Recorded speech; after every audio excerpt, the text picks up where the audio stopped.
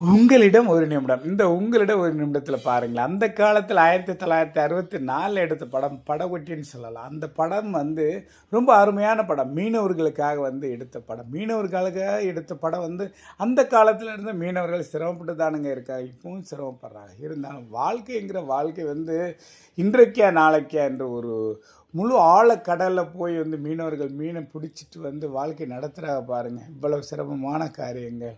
ஆனால் எல்லாருக்குமே வந்து எல்லாமே புரியறது இல்லைங்க. அந்த புரிய வைக்கிறது மாதிரி புரட்சி தலைவர் எம்ஜிஆர் நடிச்சிருக்காரு பாருங்கள். ரொம்ப அருமையான படம் சொல்லலாம். 1964 வந்து விஸ்வநாத ராமூர்த்தி இசையில் வந்து அந்த வாலி எழுதிய வரிகளை பாருங்களேன். ஏழைகள் வந்து படத்தில் வந்து பாடுற மாதிரி தானுங்க. அசலாவே உண்மையே அதுதானுங்களேன்.